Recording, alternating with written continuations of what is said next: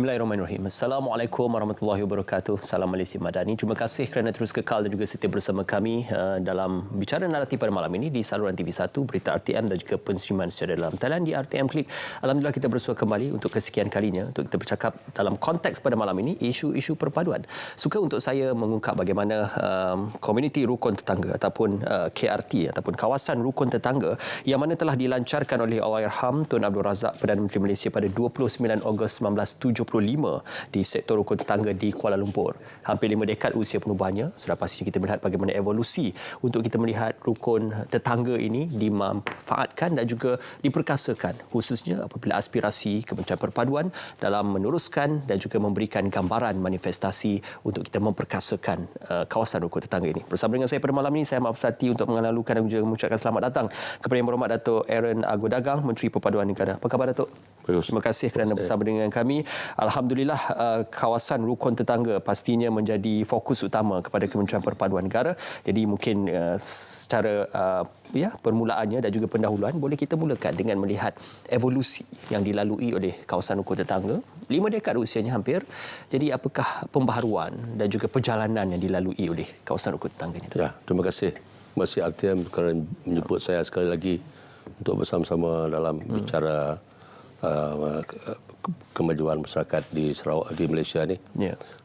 Seperti yang telah Encik sebut tadi, KLT adalah satu kawasan yang telah ditubuhkan selepas insiden Mei 13, 1969. Ya.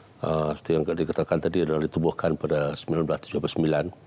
Dan semenjak itu banyaklah perubahan telah terjadi kepada rukun tetangga ini. 1983 diubahkan lagi, banyak yang khusus pada kejiranan. Lepas itu 2000 pun ada. Yeah.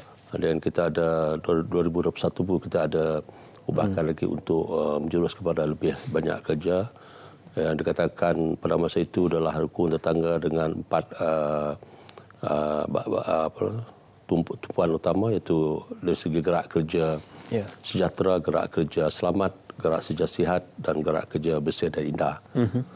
Lepas Kementerian Perpaduan yang ditubuhkan pada 2020, kita pun sudah banyak perubahan.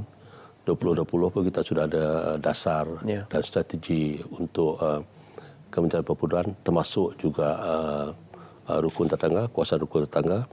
Tetapi yang amat ketara adalah last year 2023 apabila kita di Kementerian Perpaduan Negara melihat kawasan rukun tetangga ini perlu diperhebatkan lagi, perlu diperkasakan lagi, dan dengan pelbagai aktiviti lebih-lebih lagi dari segi ekonomi. Dan sebab itu kita pun telah mengadakan banyak engagement di antara kita sendiri untuk memperkasakan kawasan rukun tetangga ini lebih hebat lagi. Dan pada tahun yang lalu kita pun telah memohon peruntukan dan telah luluskan 20 juta untuk kita mula memperkasakan kawasan rukun tetangga ini lebih agresif. Dan sebab itu kita telah pun memperkasakan untuk melihat dari segi 8 bidang utama, iaitu ekonomi, kesihatan dan sebagainya. Banyak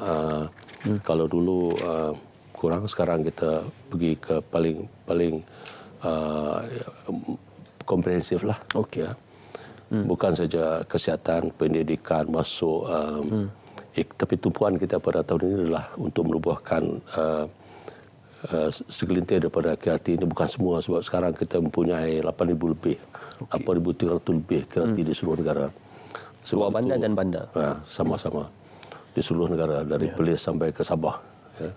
So kita adalah the only kementerian yang sudah ada jentera di down di lapangan itu, di community level, yang boleh diterapkan sebagai jentera perpaduan. Memang dulu adalah memang jentera perpaduan, dan kita amat berbangga dengan keadaan yang kita ada.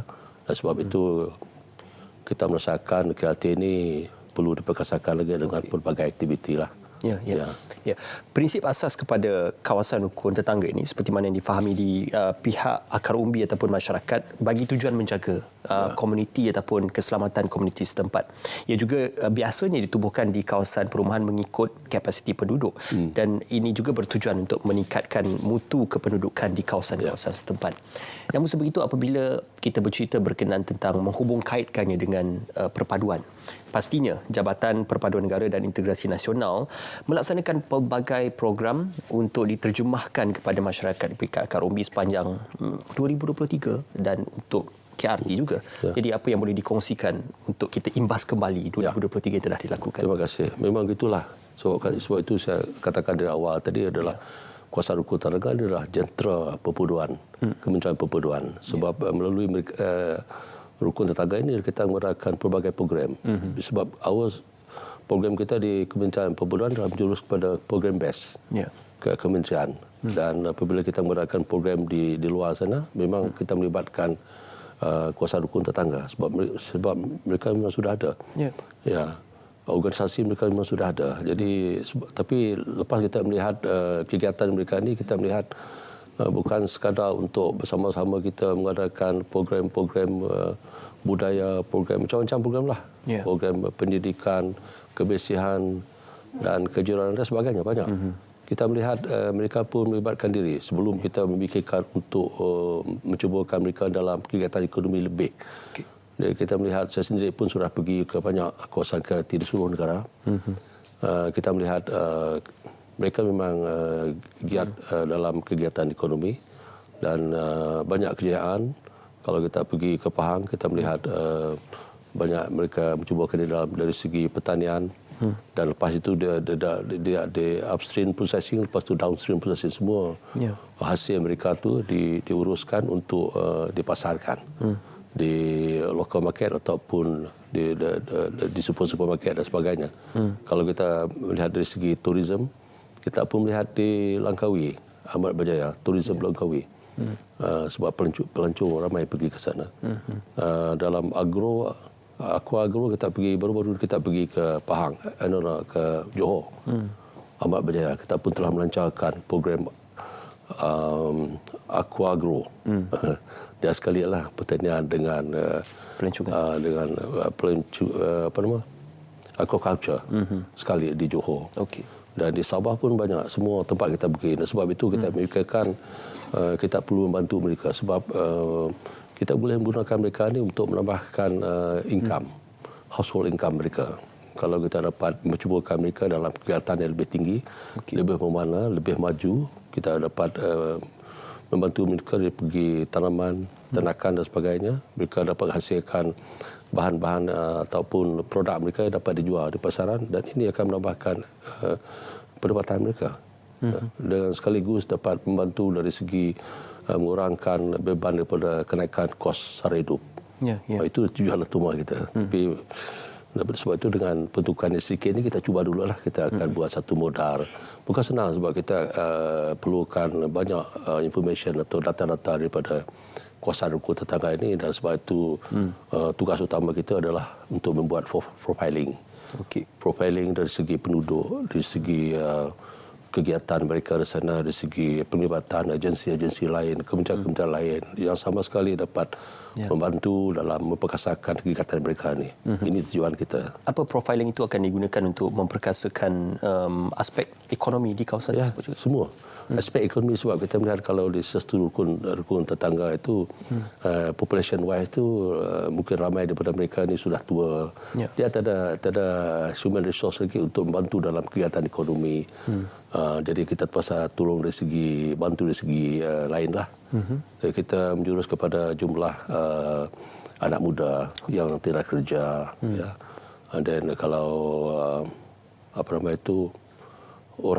orang tua, anak muda, wanita dan sebagainya, kita melihat kepada kumpulan-kumpulan yang dapat membantu kita untuk memperkasakan kegiatan ekonomi.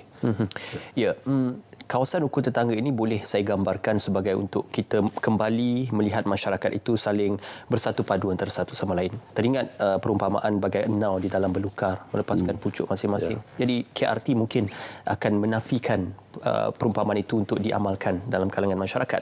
Cuma apabila Yang Berhormat Datuk dalam ucapan amanat tahun 2024 ada menyentuh mengenai komitmen dan 8 bidang tumpuan KPN dalam menjadikan KRT sebagai penggerak komuniti progresif.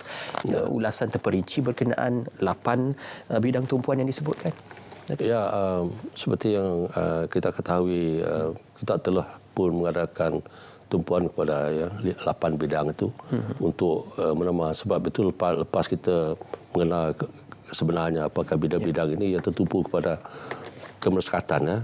Sebab ini idea ini mula-mula kita tubuhkan ini adalah sebab apabila bidang utama Malaysia apa nama itu, fokus utama Madani itu, konsep Madani telah tubuhkan. Kita melihat di sana ada berapa, 6, 7, 8. Jadi apabila kita membuat satu kerangka untuk membangunkan Malaysia Madani, kita melihat Kementerian Perpudaan ini tertumpu kepada 2, kebudayaan dan kemersekatan. Ya, masyarakat dan budaya. Dan itulah tumpuan kita dalam Malaysia Madani ini.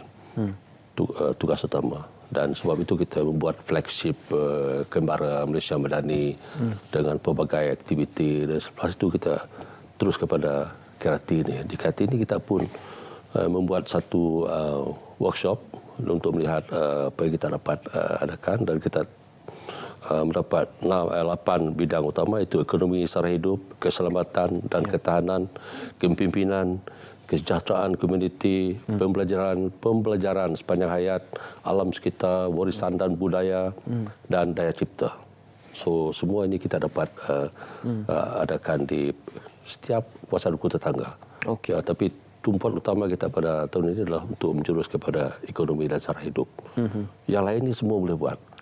Ekonomi dan sara hidup ini mengikut keadaan. Kalau kita sudah selepas kita membuat profiling itu, kita melihat kalau mereka ini ada tanah untuk pertanian, mungkin kita boleh buat dengan sumber manusia, dengan tenaga yang ada.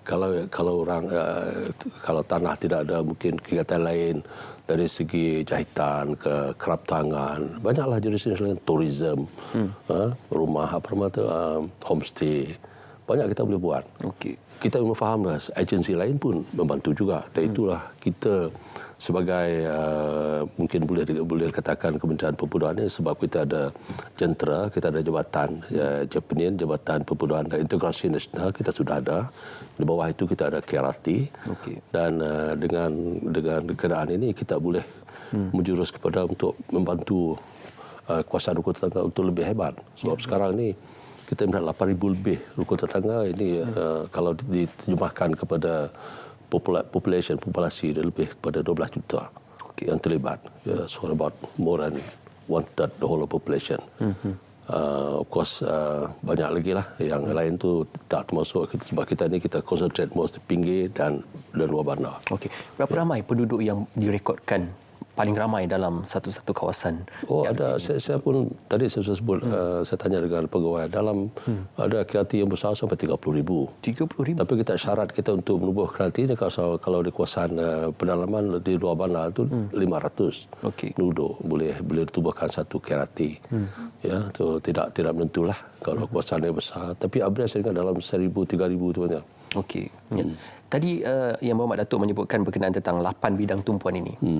Kita sedia maklum, mungkin KRT di bandar atau di luar bandar mempunyai dari segi kependudukan yang berbeza. Working class ataupun age gap dan sebagainya. Ini saya akan soal seketika nanti untuk kita bercerita lanjut berkenaan apakah 8 bidang utama ini akan diagih-agihkan atau diberikan tumpuan mengikut kluster dalam pemberdayaan dan juga memantapkan lagi KRT di kawasan-kawasan. Memang begitulah. Sebab itu kita perlu adakan profiling. Dalam profiling dia very komprehensif, bukan saja dari segi populasi, Sebab kita tahu kalau di pinggir-pinggir bandar ini orang yang duduk sana adalah working class, businessman. Tapi ada juga yang tiada kerja atau ada yang kerja sambilan. Okey. Ada ibu dan mak yang duduk di rumah itu tiada kerja. Kita melihat semua yang potensi manpower yang dapat kita usahakan untuk terlibat dalam kegiatan ekonomi. Itu banyak kegiatan ekonomi jahitan pun ada, very simple yang mereka sekarang pun mereka buat juga dalam untuk memproses bahan-bahan makanan dan sebagainya, macam-macam lah.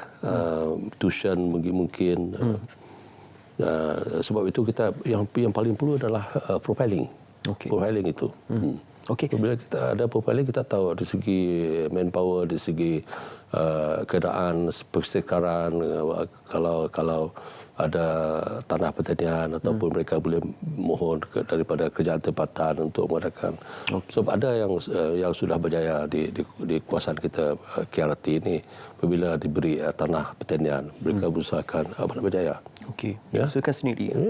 Okey, YB Datuk, kita akan berehat seketika dan kita akan kembali selepas ini untuk kita meneruskan perbualan kita dalam Bicara Naratif semuanya seketika nanti.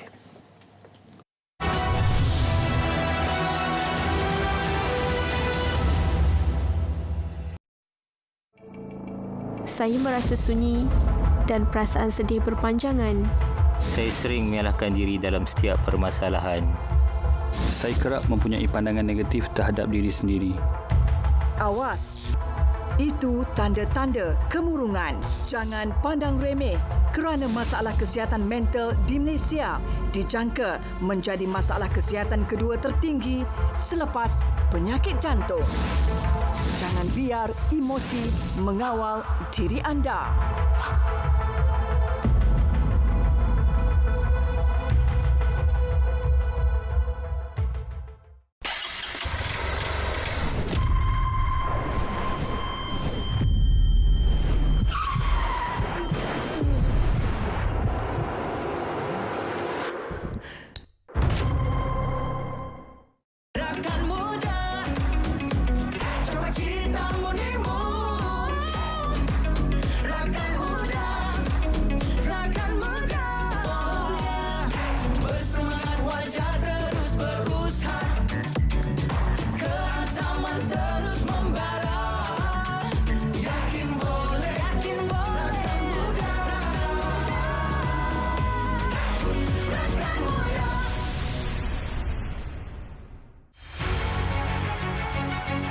Kita pergi dari satu jabatan ke satu jabatan, kena isi borang yang sama berkali-kali. Sedangkan maklumat ni dah ada. Betul. Kan? Kemudian contohnya, bila kita nak menggunakan khidmat atas talian kerajaan, yang ini kena pergi website yang itu. Yang ini kena pergi website yang itu. Kemudian yang ini kena buat akaun yang satu. Yang ini lama-lama ada berpuluh-puluh password kan. Kita pun dah lupa kan. Jadi itulah sebenarnya salah satu tujuan utama padu. Membolehkan single sign on. Jadi kalau kita fikir kan, kalau dah kerajaan ada 400 agensi, semua maklumat kita dah ada daripada kita lahir, terus ada maklumat. Masuk sekolah ada maklumat, pergi hospital ada maklumat. Kita kena gabungkan semua supaya kita hanya menggunakan satu identiti digital saja, masuk saja semua khidmat kerajaan, semua data tu dah ada tanpa kita perlu isi dan sebagainya lah. Ini membolehkan pemusatan dan tambah baik khidmat digital kerajaan melalui satu tingkap. Jadi dengan adanya padu dan juga digital ID dan kemudian GovTech, maka khidmat kerajaan dan juga usaha kita untuk menyusun sosioekonomi rakyat itu boleh berlaku dengan lebih cepat, lebih murah dan lebih cekap.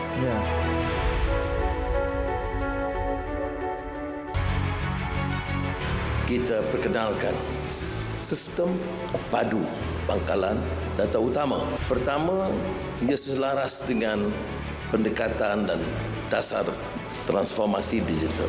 Kedua, menjamin supaya manfaat dan kemudahan itu dinikmati oleh orang yang berhak menerimanya.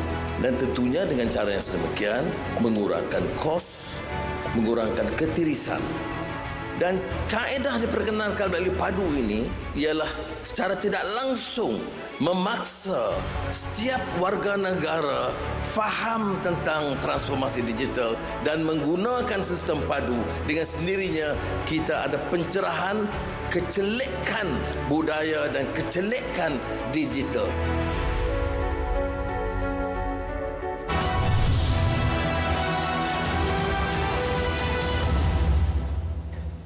Besok kembali bicara naratif pemerkasaan kawasan rukun tetangga KRT progresif bersama dengan saya Yang Berhormat Datuk Aaron Godagang, Menteri Perpaduan Negara. YB Datuk, tadi kita ada berbual-bual seketika berkenaan tentang KRT ini juga akan disalurkan untuk kita melihat bagaimana pemerkasaan household income dan juga untuk guna tenaga atau sumber tenaga tanpa kita membazirkan sumber tenaga yang ada dalam sesuatu kawasan komuniti tersebut. Jadi apa mungkin idea, dasar dan juga pelaksanaan yang sedang dirancang dalam memastikan agar kita mengguna pakai secara keseluruhnya human resource dan juga household income yang boleh dipertingkatkan dari semasa ke semasa. Memang itulah tujuan kita sebenarnya di kementerian ini untuk menggunakan tenaga yang sedia ada di sebuah KRT. Sebab kita melihat apabila kita mengadakan program di peringkat-peringkat rukun tetangga ini, kita melihat ramai daripada mereka ini adalah pensioners, from the army, military, police, ex-teachers, macam-macam ex lah duduk di rumah-rumah di kampung-kampung gitu. Dan kita melihat mereka ni kalau kita memberi mereka peluang untuk terlibat dalam pelbagai kegiatan ekonomi, mereka memang terima sebab yang masih mampu lah.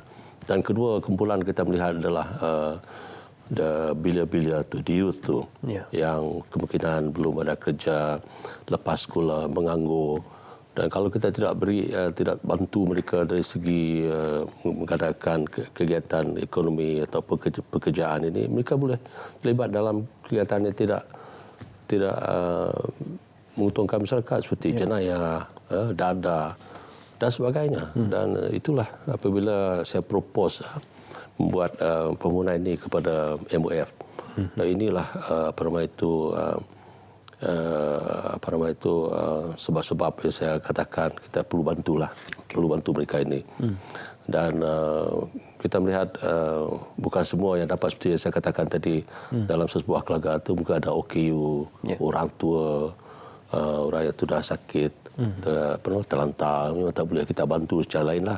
Tapi mereka yang masih dapat membantu kita untuk bergiat dalam segi ekonomi dan membantu mereka sendiri untuk menaik taraf household income mereka, pendapatan isi rumah mereka. Ini tujuan kita. Dan sebab itu kita akan adakan model 1 bulan dulu dalam sesebuah KRT ini, apa mereka dapat buat kita bantu.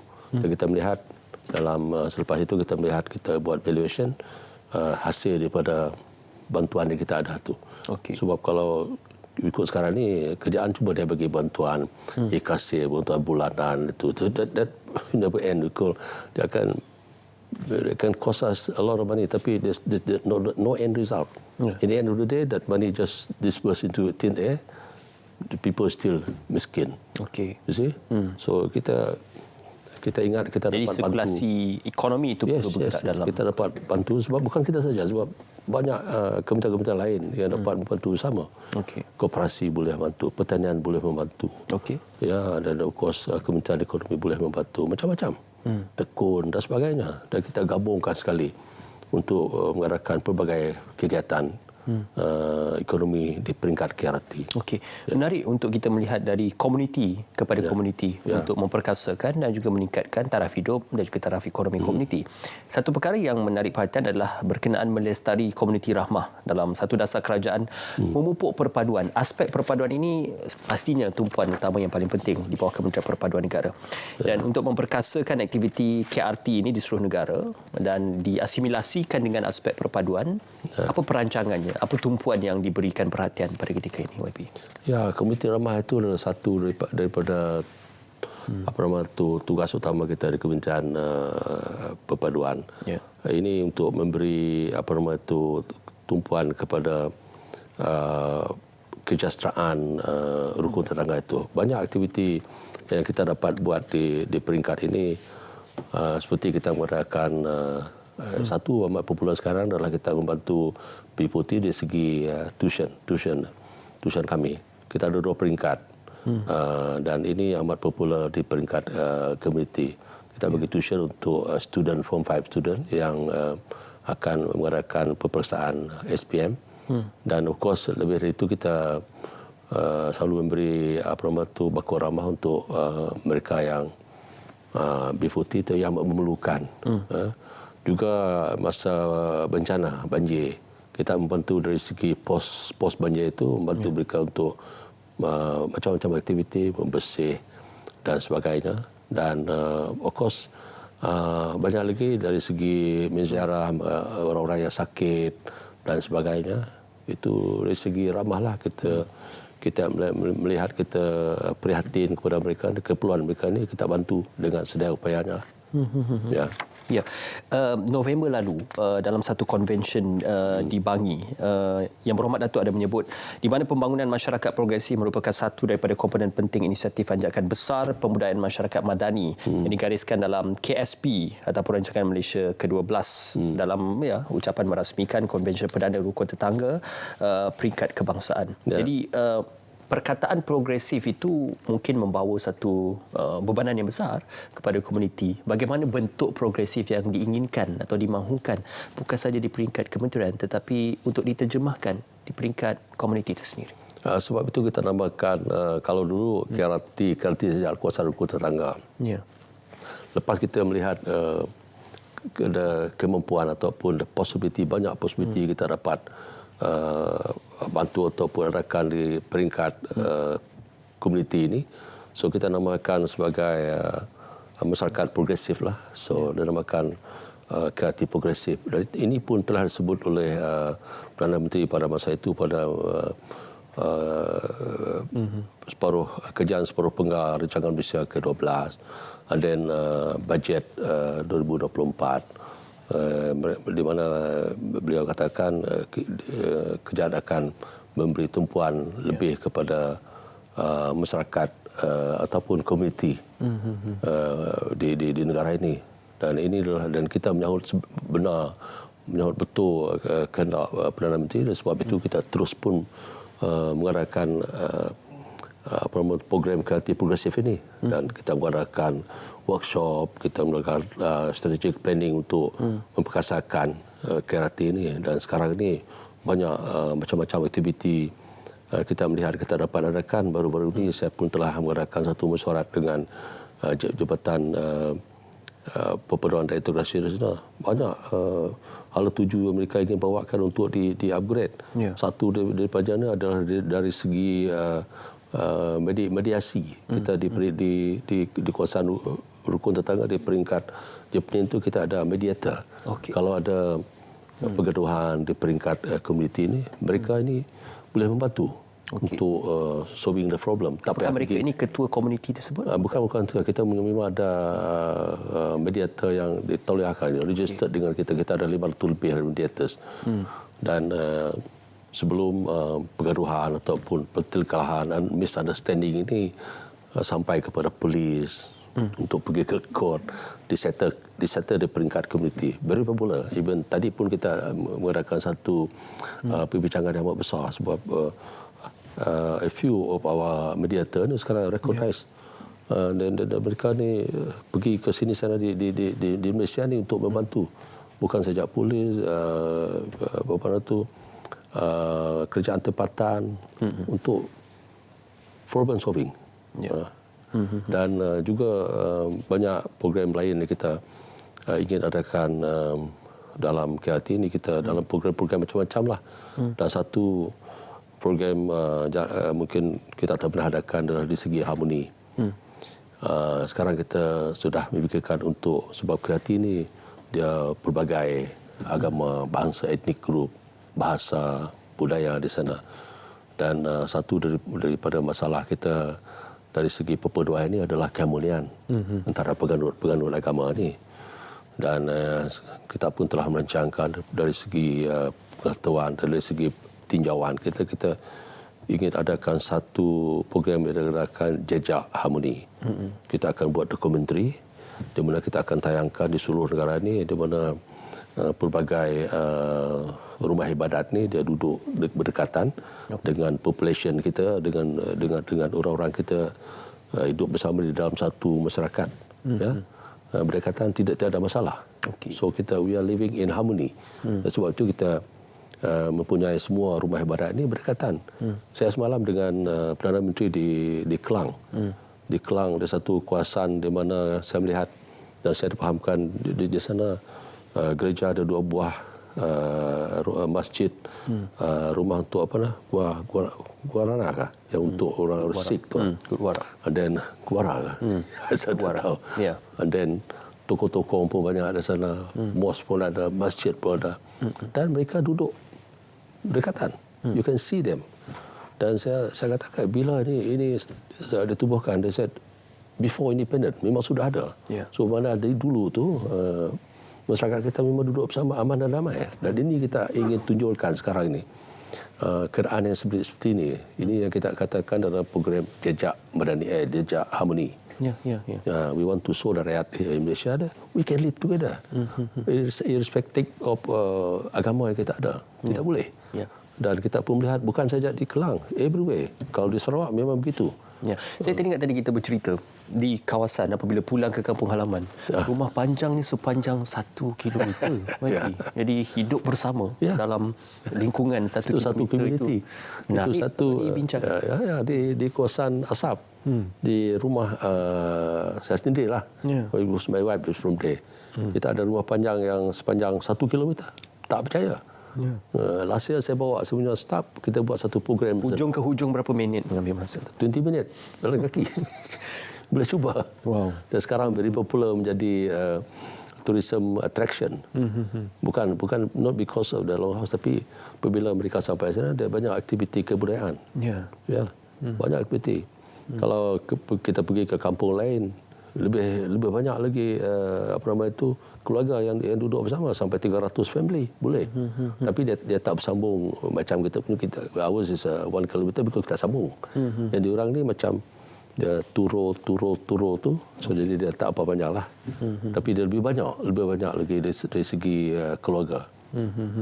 Itulah komuniti kita berbeza komuniti. Kalau di Sarawak kita komuniti Iban masih di Rumah Panjang, Orang Ulu masih di Rumah Panjang, Berdayuh dulu Rumah Panjang, sekarang sudah kampung-kampung macam Melayu. Kalau orang Ulu lain seperti Kelabit, Lun Bawang, dia masih duduk bersama. No issue. Walau apapun bentuk kediaman, rumah dan juga kawasan komuniti, yang penting persefahaman. Berbeza etnik, bangsa sekalipun, walaupun sama pun masih ada pergaduhan boleh berlaku. Cuma apa yang penting adalah persefahaman dan saling tolak ansur antara satu sama lain. Yang berhormat Datuk, kita nak berehat seketika dan kita akan kembali selepas ini. Thank you.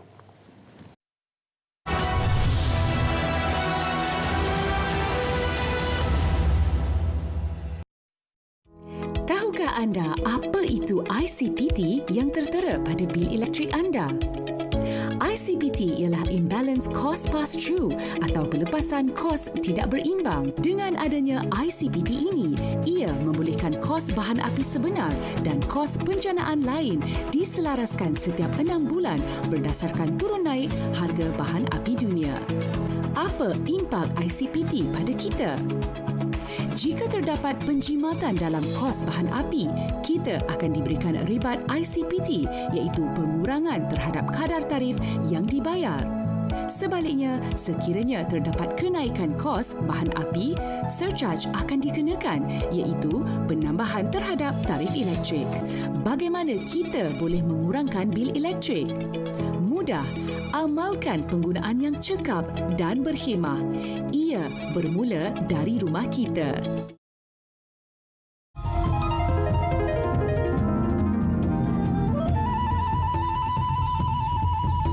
Kepelbagaian budaya, agama dan adat masyarakat.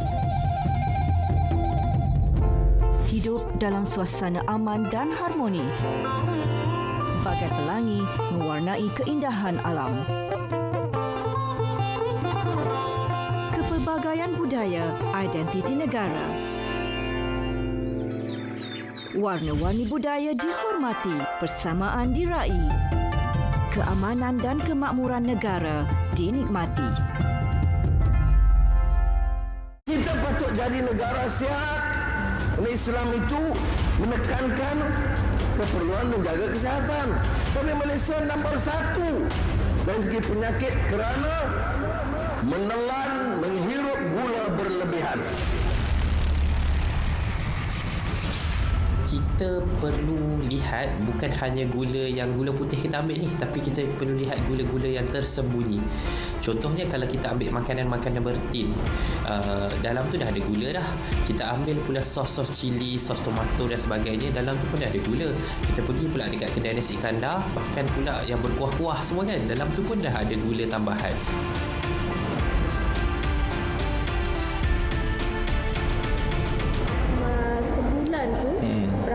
Berapa paket gula orang beli?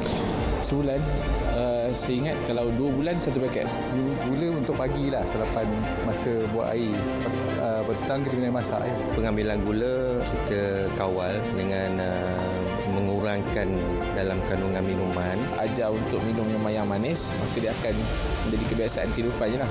Tapi kalau daripada awal kita untuk minum minuman yang tak manis, okeylah, tak ada masalah. Kita pergi dari satu jabatan ke satu jabatan, kena isi borang yang sama berkali-kali. Sedangkan maklumat ni dah ada. Betul. Kan? Kemudian contohnya, bila kita nak menggunakan khidmat atas talian kerajaan, yang ini kena pergi website yang itu. Yang ini kena pergi website yang itu.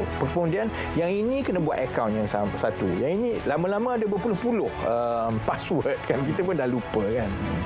Jadi itulah sebenarnya salah satu tujuan utama padu, membolehkan single sign on.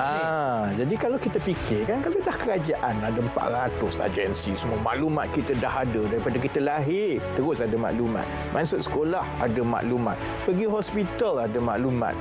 Kita kena gabungkan semua supaya kita hanya menggunakan satu identiti digital saja, masuk saja semua khidmat kerajaan, semua data tu dah ada tanpa kita perlu isi dan sebagainya lah. Ini membolehkan pemusatan dan tambah baik khidmat digital kerajaan melalui satu tingkap. Jadi dengan adanya padu dan juga digital ID dan kemudian GovTech, maka khidmat kerajaan dan juga usaha kita untuk menyusun sosioekonomi rakyat itu boleh berlaku dengan lebih cepat, lebih murah dan lebih cekap.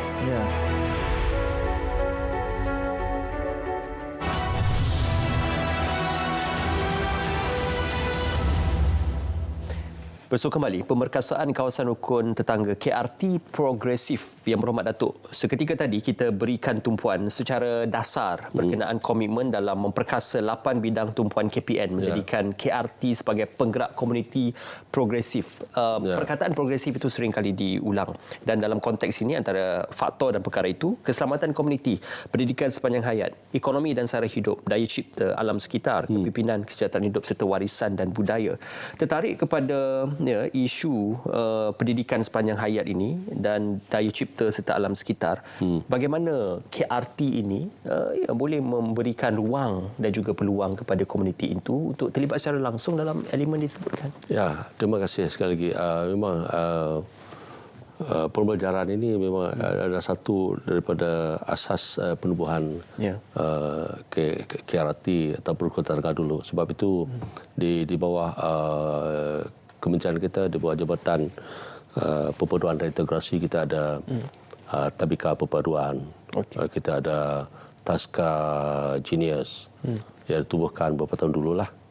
Cuma kalau kita melihat dari segi Tabika Perpaduan itu memang tak banyak seperti education ataupun kemas ataupun private. Kita cuma ada 1,871 sehingga Tabika Perpaduan. Tapi pembelajaran sepanjang hayat ini bermakna kita bukan setakat sampai kepada lepas kita mendapat sekolah, kerja, lepas itu kita pension dan lebih dari itu. Sebab sekarang dengan teknologi baru ni banyak perkara, lebih lagi orang yang sudah berumur tu, kalau kita tidak membawa mereka kepada the new paradigm shift itu, kita tak boleh untuk melahirkan rakyat kita yang lebih berpengalaman, yang lebih literate lah. So kita sentiasa untuk membawa mereka ke depan lah. Sebab itu kita ada kemahiran, kita membuat bengkel untuk muda, untuk orang muda, untuk wanita yang dikreati itu, untuk mereka tidak ketinggalan dari segi cara-cara barulah, the modern way untuk kita belajar dan sebagainya. Dari segi menggunakan komputer, everyday life dan sebagainya lah. Dari segi kemahiran, kita menggunakan bengkel, pelbagai bengkel. Untuk menganyam ke menjahit, itu dah pembelajaran sepanjang hayat lah. Kita mempertingkatkan kemahiran mereka ini. Bukan saja dari segi literasi, menggunakan the new teknologi, tapi kesemua yang dapat menjurus kepada memperkasakan mereka ini untuk lebih progresif, lebih berusaha lah untuk meningkatkan kehidupan mereka. Okey, seperkara lagi elemen alam sekitar ini tidak perlu kita bawa dalam konteks yang besar, tetapi sekecil-kecil berkenaan tentang isu sampah dalam kawasan komuniti ataupun kawasan perumahan. Ini juga penting kerana masyarakat yang berintegriti, berilmu dan bertamadun adalah masyarakat yang menjaga kebersihan. Dalam isu sampah ini memang nampak kecil, tetapi apabila ia dibincangkan di peringkat komuniti dan masyarakat, ia boleh menjadi satu perbahasan yang besar. Jadi bagaimana ingin menerapkan nilai-nilai penjagaan alam sekitar? Inilah satu daripada gerak kerja kita di peringkat komuniti, kampung dan sebagainya. Sebab itu last year kita sudah melancarkan satu program Jom Bersih dan Indah di seluruh negara. Dan kita ingin melihatkan di peringkat komuniti KRT ini untuk terlibat bersama dari segi kebersihan, keindahan dan sebagainya. Dan banyaklah program kita adakan pada masa itu untuk melibatkan penduduk-penduduk kita ini lebih sedar. Kita sudah sedar sekarang ni kita kempen pemerintah tinggi, dan kita menggunakan kegiatan yang kita dapat adakan di peringkat komuniti ini. Jom Bersih dan Indah. Bukan saja bersih, bukan saja kita mencuci kolam dan sebagainya, dan persekaran itu pun rumput mesti mau dipotong dan sebagainya. Tanam bunga untuk keindahan. Ini membawa semualah keindahan alam sekitar, kebersihan, dan justru kita boleh membenteras macam tinggi dan sebagainya. Aspek kepimpinan.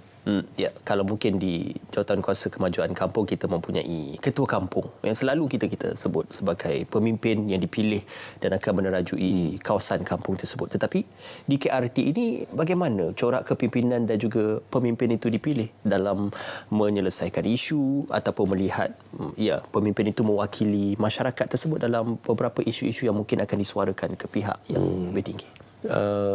Okey, di sini kita memang fahamilah di paling kecil lah pimpinan kita adalah dari segi keluarga.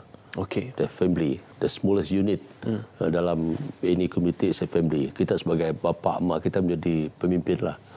Tapi bila kita bercampur dengan population lain, kita ada keluarga lain dengan kita ada budak-budak sekolah, kita ada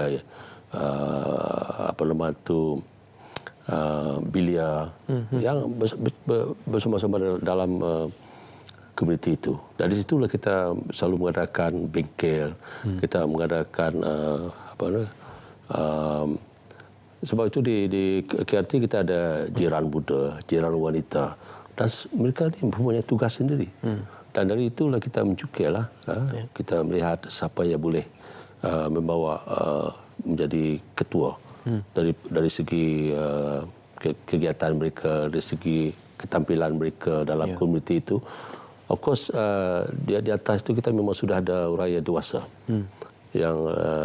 pensioners, orang yang kerja dengan kerjaan, bisnes, semua dalam komuniti itu. So kita melihat the composition, population itu memang banyaklah. Jadi dari itulah kita melihat memang sentiasa diadakan bengkel, leadership bengkel untuk menjadi ketua masyarakat pun ada macam-macam. Jadi itulah kita cubalah dalam kepimpinan ini kita mengadakan kalau agama memang banyak banyak dadakan. So dari itulah kita melihat siapa-siapa yang sepatutnya untuk menjadi pemimpin mesti menjurus kepada kelakuan yang dapat membawa kepimpinan pada masyarakat di sana. Ini juga tumpuan kita. Bukan semua dapat. Betul. Menyedari akan hakikat. Mungkin akan dilanda pelbagai cabaran dan juga halangan.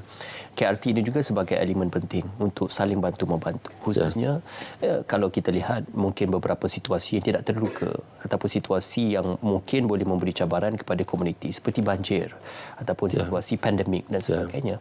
Jadi apakah ini masanya untuk KRT memainkan peranan supaya dengan hubungan yang rapat dibina di dalam kawasan rukun tetangga, maka elemen saling bantu-membantu akan dapat diperkasakan?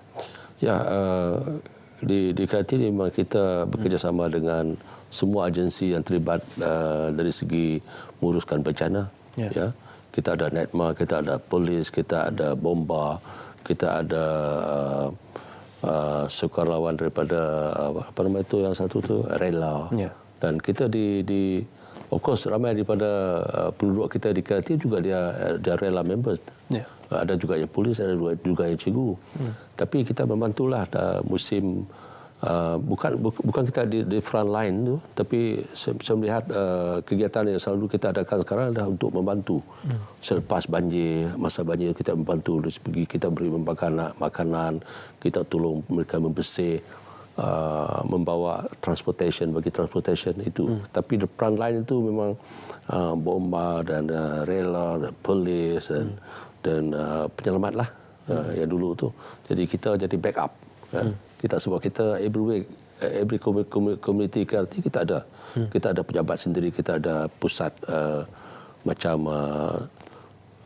pusat kegiatan KRT. Kita ada sebab kebanyakan KRT kita ada skim rodaan sukarelawan, itu adalah tugas utama kita. Skim rodaan sukarelawan itu. Itu dia membantu polis lah untuk meroda, untuk menjaga keselamatan. Itu tugas asal KRT adalah keselamatan. Dan sebab itu kita ada SRS, skim rodaan sukarelawan. Menyentuh isu keselamatan dengan apa yang kita lihat laporan di media dan juga laporan oleh media sosial, banyak kes-kes jenayah yang melibatkan kawasan-kawasan di perumahan ataupun kawasan-kawasan berkependudukan tinggi menggusarkan dan juga merisaukan. Apakah ini ruang terbaik untuk KRT memainkan peranan? Kerana bukan saja kita bergantung kepada pihak berkuasa, tetapi KRT juga perlu menjadi antara mata dan telinga pihak berkuasa juga. Kita dalam aspek keselamatan kita, we are in the front line. Sebab kita memang ada di sana. Dan sebab itu setiap pertubuhan SRS kita tubuhkan, kita mengadakan pusat SRS ini untuk mereka mengadakan kegiatan mereka. Kalau dia ada program sendiri. Tu ada masa dia membuat rondaan ini, dia memang kalau sudah diketahui ada jenayah tu, dia akan bawa polis bersama. Sebab mereka ni dia boleh tangkap tapi dia tak ada kuasa untuk menahan dan sebagainya. So polis adalah agensi yang pertama yang bersama mereka ni. Tapi dari segi untuk mencegah itu, mereka ada kuasa untuk ronda, untuk menangkap boleh. Tapi lepas itu dia serah kepada polis lah. Kerjasama itu perlu disimbiosis antara KRT dan juga pihak berkuasa. Yang Berhormat Datuk, kita nak berehat seketika dan kita akan kembali selepas ini dalam Bicara Naratif. Thank you.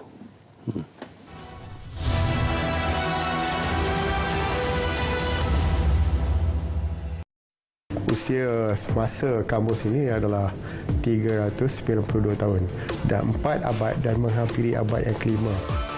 Ada juga terdapat dan terkandung perkataan-perkataan bahasa Andaman ini daripada tribe yang berasal daripada tanah Melayu ataupun Nusantara. Selain daripada artifak, inilah karya bertulis yang menukilkan tentang negara kita, siapa diri kita dan apa sebenarnya kehidupan yang berlaku dalam dunia dan alam Melayu.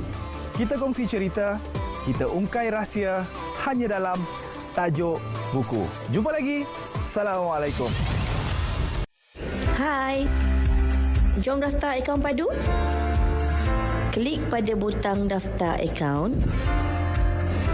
Paparan pendaftaran akaun akan dipaparkan. Hanya 3 langkah mudah pendaftaran padu. Langkah 1, maklumat asas. Maklumat pendaftaran mestilah sama seperti yang tertera pada kad pengenalan. Isikan nombor telefon bimbit dan email yang sah serta aktif untuk penerimaan OTP. Langkah 2, pengesahan akaun. Anda perlu mengisi OTP yang diterima melalui SMS dalam tempoh 3 minit. Permohonan semula diperlukan sekiranya tidak menerima OTP dalam tempoh ditetapkan atau tamat tempoh pengisian. Langkah 3, tetapkan kata laluan. Kata laluan mestilah mengandungi sekurang-kurangnya 8 aksara dengan kombinasi huruf kecil, huruf besar dan simbol istimewa. Kata laluan ini diperlukan untuk log masuk bagi proses semakan dan pengemaskinian maklumat. Langkah 4, pengesahan identiti. Pengesahan identiti eKYC diperlukan bagi membolehkan semakan dan pengemaskinian yang lebih terperinci.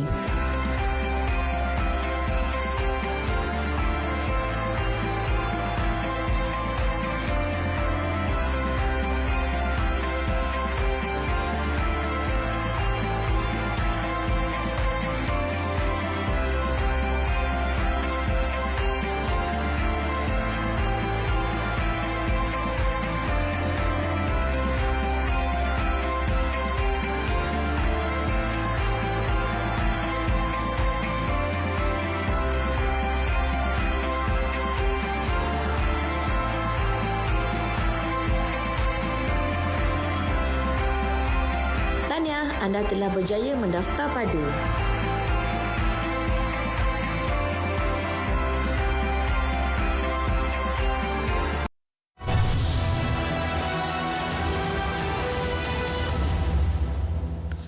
So kembali, masih kita bercakap pemerkasaan kawasan hukum tetangga progresif. Yang berhormat Datuk, saya teringat tahun lalu kita ada bercerita berkenaan penyampaian anugerah kepada KRT yang menunjukkan prestasi dan juga pencapaian yang baik khususnya dalam isu-isu dalam konteks masyarakat. Jadi mungkin boleh kita imbas kembali berkenaan majlis dan juga penyampaian kepada KRT yang dirasakan boleh dijadikan contoh kepada KRT lain. Ya. Itulah satu kegiatan kita setiap tahun lah. Kita merayakan anugerah untuk diberi kepada KRT yang progresif, yang amat berjaya. Dan kita adakan ini semasa kita merayakan konvensyen besar-besaran. Dan tahun ini kita telah merayakan dalam bulan April.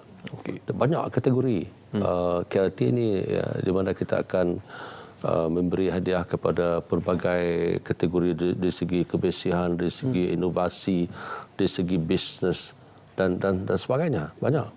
Dan ini adalah amat memberi galakan kepada mereka untuk lebih aktif. Ya, sebab geran ataupun prizes yang kita bagi itu amat lumayan. Ya. So, very kompetitif. Kita gunakan judges yang dari luar. Kebanyakan adalah dari universiti-universiti lah. Kita ambil mereka untuk menjadi judge untuk melihat dari segi, kita banyak kriteria dia. So dia akan pergi ke kuasa-kuasaan yang di mana KRT ini telah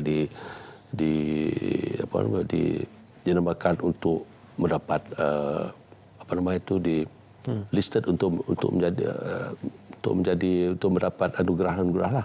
So mereka akan pergi ke sana untuk melihat kegiatan KRT ini dari segi mengapa mereka ini sepatutnya mendapat hadiah yang sepatutnya. Jadi it's a big business, big process. Dan sebab itu kita mengadakan program ini amat besar-besaran, the whole country, dari Sabah sampai ke Perlis, semua datang ke KL untuk untuk sama-sama dalam convention ini. It's a very grand event dan ini melibatkan KRT. Dan sebab itu kita melihat we have to focus on this KRT. Kita mesti membawa mereka kepada lebih progresif di peringkat komuniti, di peringkat masyarakat. Ya, alhamdulillah. Tahniah KPN, KRT dan juga Jabatan Perpaduan Negara dan Integrasi Nasional. Tadi kita sempat berseloroh sedikit YB Datuk. Kreatif ya, KRT ini ada dikatakan aktiviti kitar semula, minyak masak dibeli semula. Ada di satu kawasan KRT. Jadi banyak sebenarnya perkara-perkara aktiviti-aktiviti menarik yang dijalankan. Inilah satu program atau aktiviti yang amat berjaya bagi kita lah. Last year kita telah melancarkan program membeli balik kitaran balik minyak masak yang sudah dipakai. Ya, kita telah melancarkan di Selangor dan dengan kerjasama Petronas. Dia beli balik minyak masak. Berapa harga beli balik tu? Yang jadi interesting adalah apabila sudah dipakai itu, so dia kumpul balik, kita ada collection center, kita gunakan drum atau kontainer yang besar. Dia balik ke sana, of course dia akan timbang lah. 1 kilo kita beli balik RM3.5. Use cooking oil. Itu yang interesting sebab kita tahu kalau subsidize cooking oil baru RM2.5 1 kilo. Sudah pakai kita jual lebih tinggi. Ini yang jadi very interesting. So it become a very successful program for us di peringkat KRT. Dan seluruh negara sekarang saya ingat mungkin sudah banyaklah KRT terlibat dalam program inilah. Lebih-lebih KRT yang di pinggir-pinggir ini, di mana di pinggir-pinggir bandar ni, di mana kegiatan masak-memasak restoran ini memang banyak. So mereka akan jual balik dia punya used cooking oil ini. Okey. Ya. Alhamdulillah banyak kisah kejayaan yang boleh dikongsikan. Lebih 8,000 kawasan rukun tetangga. YB Datuk, kesempatan ini mewakili pihak Kementerian Perpaduan Negara, harapan untuk melihat 2024 ini juga peluang dan juga ruang yang terbaik untuk memperkasakan kawasan rukun tetangga menjadi kawasan rukun tetangga yang progresif. Ya memang. Terima kasih RTM. Inilah harapan kita di Kementerian Perpaduan Negara ini untuk memperkasakan lebih banyak aktiviti di peringkat KRT supaya mereka ini menjadi lebih progresif. Sebab itu kita namakan KRT progresif. Dan dalam perancangan kita banyaklah kegiatan-kegiatan yang kita ingin adakan. Satu daripada yang kegiatan besar kita akan adakan dari segi ekonomi. Untuk meningkat ataupun menambah lebih besar lagi household income mereka ini. Ya, sebab kalau kita tak bantu pun mereka juga sedaya upaya mengadakan kegiatan ekonomi sendiri dalam kecil-kecilan. Kita melihat kalau kita ada tenaga kerja yang dapat membantu, kita boleh besarkan lagi bantuan kita, bimbingan kita supaya mereka ini dapat giat di dalam kegiatan ekonomi yang lebih memberi pendapatan kepada mereka lebih tinggi. InsyaAllah. Selamat maju jaya diucapkan. Terima kasih YB Datuk kerana bersama kami pada malam ini. Terima kasih pihak KPN dan juga terima kasih pihak JPN IAN kerana bersama kami. Pemekasaan kawasan rukun tetangga progresif pastinya seikat bak sirih serumpun bak serai. Perpaduan itu adalah asas kepada kemakmuran dan juga keharmonian masyarakat. Terima kasih bersama kami. Dengan itu kita tinggalkan dan dengan Assalamualaikum.